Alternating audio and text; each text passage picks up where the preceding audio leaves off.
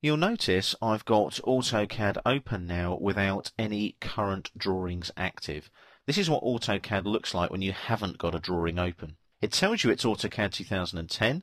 You've got the AutoCAD logo, you've got the Autodesk logo. You've also got all your help options up here, top right. You've got your quick access toolbar here. And what we're going to do, we're going to open up a new blank AutoCAD drawing. We're then going to set our limits in the model space so that they're ready for us to start creating a standard title block drawing that we can insert our objects in and generate a drawing all the way from scratch, all the way through to plotting and review. On the quick access toolbar, you have new there. Also on the application menu, when you click on it here, you've also got new here as well. Either new will work. When you click on new, for a new installation of AutoCAD 2010, you will get the Select Template dialog box. Now, to the uninitiated, they won't know which template to use. The default metric AutoCAD template is this one here, ACAD ISO.DWT. ISO stands for International Standards Organization, and they are a metric-based organization that sets standards for use within engineering and so on and so forth. Now that is a 2D metric template, so when I click on Open, that will open up a blank 2D metric drawing. You can see as I move the crosshair around, when you look at the coordinates in the bottom left corner, that the readout is metric. It's decimal. It's not feet and inches, for example. Now, because you don't know which template to use, there is a lovely variable available to you in AutoCAD. It's called the startup variable. If you type the word startup without any command selected like that, you'll see it come up on the dynamic input there, and press enter, you will get the option of a new value for startup. It can either be 0 or 1. 0 means that the startup dialog is off, 1 means that the startup dialog is on. Type 1 in the box and press enter. Now what we're going to do is we're going to go up to the quick access toolbar now, here, and click on new, and there's your dialog box. It's called the Startup dialog box. It's been around since AutoCAD 14, which is roughly about 12 years ago now. And it's been so popular that Autodesk have kept it in the software. Now, isn't that much easier? I either want an imperial or a metric template.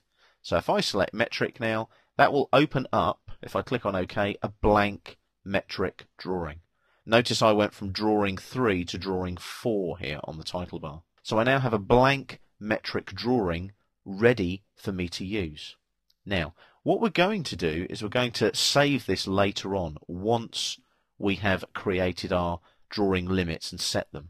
So in our model space now, what we've got to do is set our limits. We did look at this previously.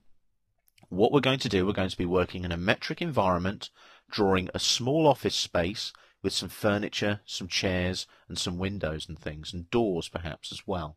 And we'll utilize those as we go through the AutoCAD 2010 course. So we type limits, like so, and press enter. A good lower left corner for your limits is always 0, 0, and you literally type 0, 0 on the keyboard and press enter. Then it will prompt you for your upper right corner. Notice we've got 420 by 297. In millimeters, that is an A3 drawing sheet. Not a lot of use if you want to draw an office when you think about it in real time. So what we've got to do there is set our upper right corner of our limits to fit our small office. We're going to work in millimeters in a metric environment here, so it's going to be 6,000 millimeters, like so, comma, 6,000 millimeters, like so. Then when I press enter, I've set those limits. Now what do we have to do once we've set those limits? If you remember from the zoom exercises that we did, we have to go to our View tab now, and then we go to Navigate here, we click on the down arrow, and we do a Zoom All. Now a quick sanity check there is just to move your crosshair now towards the top right corner of the drawing area and have a look at the coordinate readout in the bottom left corner. It should be somewhere in the region of 6,000, 6,000. It may differ because of the aspect ratio of your screen, but you can see there I've got roughly 8,000 by 6,000-ish. If I move that crosshair up a little bit more, I'm much closer to 6,000, 5935 there on the coordinate readout. So I've now set my limits, and what I'm going to do now is with those limits I'm going to start drawing things real size in millimeters in the model space.